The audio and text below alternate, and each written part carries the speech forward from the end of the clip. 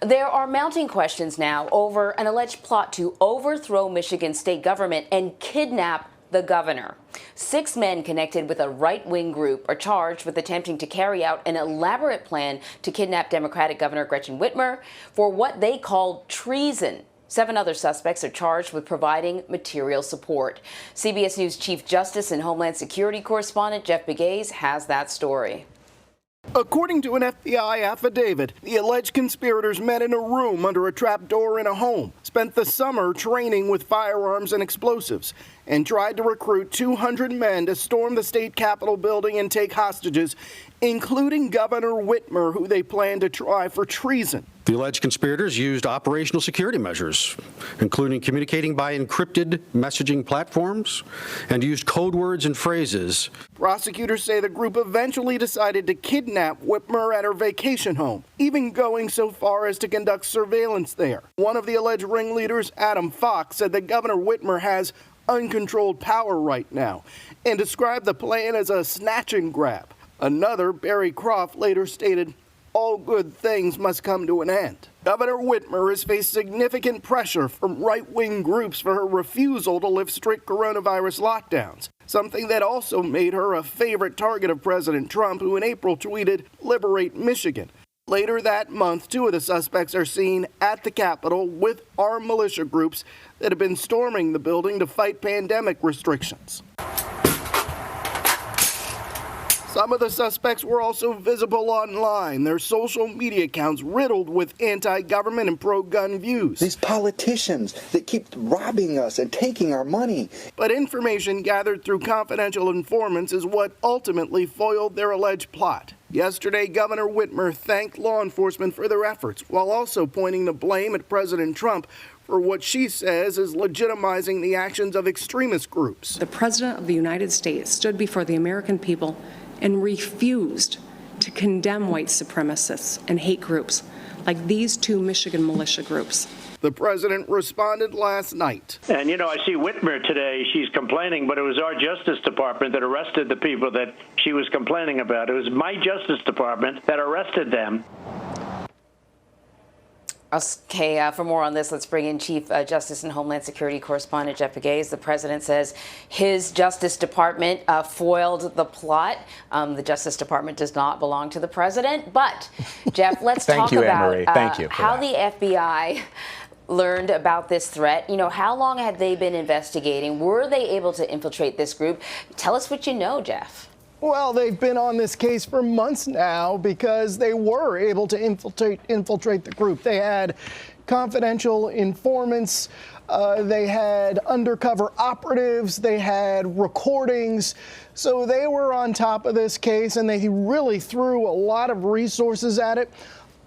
Because this was serious. I talked to my sources yesterday trying to get a feel for, was this something that they really could have pulled off, this militia group? Could they really have done this? And my sources were telling me, yeah, this is a serious plot.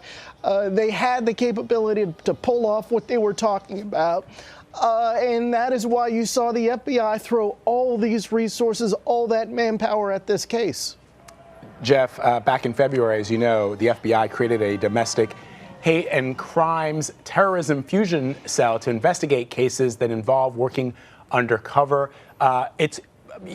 To me, when I saw your reporting and I saw this story breaking yesterday, I was, heartened by the work that the FBI is doing, given that Christopher Wray, for example, when he was testifying on the Hill, said that white supremacist groups remain one of the single biggest threats that this country is facing. So do we know if this case is a result of this new FBI effort on domestic hate crimes and terrorism? Yeah, you brought up Director Wray's testimony, and he, in this political environment, when he makes statements like that, when he talks about the threat from white extremists, or frankly, when he talks about the threat from Russia, he gets a lot of grief from the White House. And so, to his credit, he is really focused on this issue. The Bureau is focused on this issue. They have dozens of agents focused on white extremists because they have seen this growing threat over the years. And it really started during the Obama administration when you saw these groups becoming more vocal online, more vocal in places like Charlottesville in 2017, for example. And so the FBI has made this a priority because what Director Wray has said is that what they have seen is that these white extremist groups are responsible for some of the most lethal activity in the U.S. right now. So they have been very vocal about the threat that these groups pose. We saw a little bit in your story, some video of the suspects, talking online. Just what role did their online activity play in terms of the evidence? Well, the FBI was able to track some of that activity, and this is a fine line for these investigative agencies. They don't take action because of what you say online. That is free speech. You're well within your rights to do that. Now, they start opening a case when they see that someone is not only making these threats or making these comments online, but also taking steps to follow through on these threats. For example, purchasing weapons or practicing their tactical training or blowing things up in their backyard, for example. And so this is what they saw in this case. They saw the online activity, but they also got a tip from local law enforcement that there was this group planning these attacks on law enforcement. And so that's when you saw the FBI really get involved and really step up their efforts. Jeff, I'm so glad you're all over this story. I think this is one of the most important stories of the week.